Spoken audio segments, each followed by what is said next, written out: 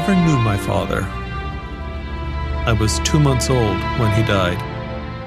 He and his crew were shot down in January 1944. 50 years later, I set out on a journey to find him. My search would take another 10 years and lead me to the man who shot him down.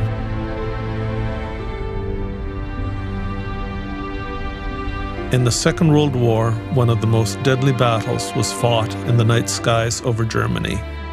Bomber Command suffered the most losses of any branch of the Allied forces. My father and his crew were shot down trying to reach Berlin. They are now buried there.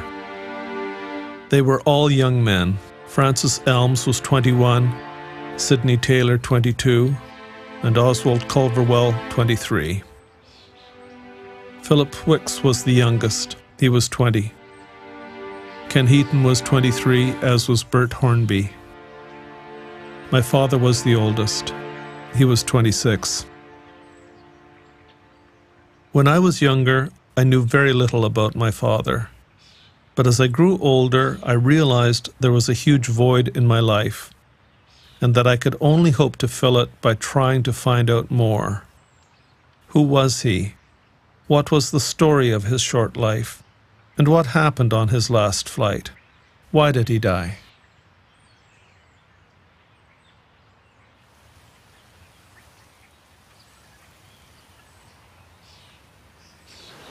My mother never really talked a great deal about my father and his loss.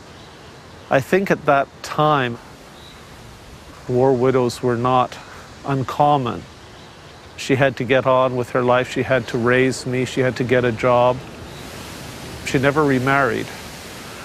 My journey to find out what happened to my father really only began when she died.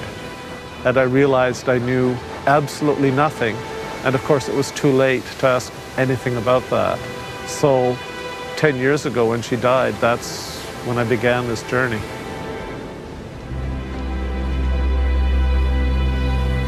The bare bones of a life are simple to tell. The story of Lloyd Linnell begins in the prairies. His grandfather was the postmaster of Summerberry, Saskatchewan. On the anniversary of his grandparents' wedding, there is a picture of them looking like they stepped out of the painting American Gothic.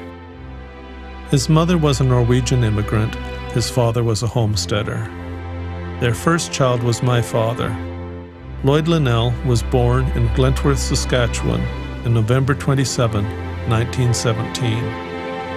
His family moved from town to town during the Depression.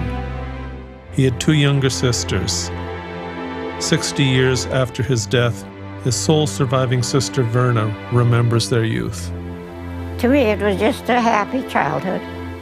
Growing up, we were just normal kids. We'd have our little differences.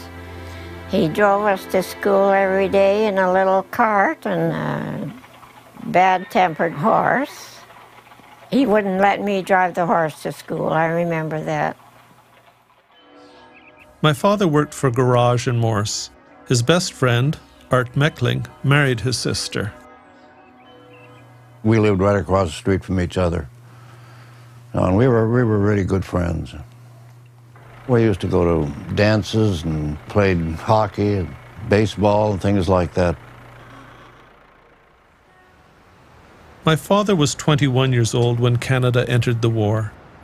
He was studying to be an aircraft engine mechanic in Regina. 2 weeks after he completed the course, he enlisted in the RCAF. As well as it being his duty, like many young men, I think he was attracted by the adventure and the opportunity. My folks couldn't afford to send him or I to college, so he knew he had a living in the service, and so he left. Right after enlisting, my father went off for basic training in Toronto. He began to keep a diary, which is one of the few things that I found of his. Like a lot of young men's diaries, it does not reveal too much of the young man who wrote it. April 13, 1940. I opened this diary on the eve of my departure. I am very disappointed at not being able to see my family.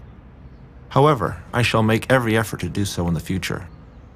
I sincerely hope that my efforts will prove me to be worthy.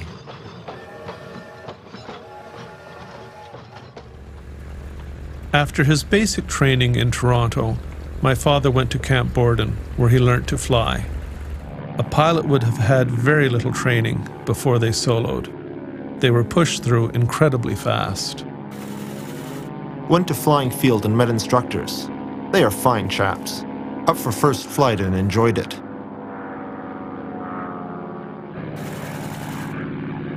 Soloed this morning with 9 hours and 40 minutes. Spent 20 minutes up today. Made a good landing for a change. Received my wings today, presented by Air Commodore Johnston. Promoted to pilot officer today. The Minister of Defense must be nuts.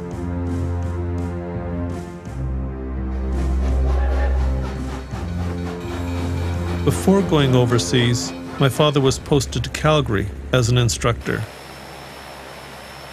He stayed there for 2 years, training recruits in the twin-engine Ansons and Cessna cranes. It was there that he met my mother.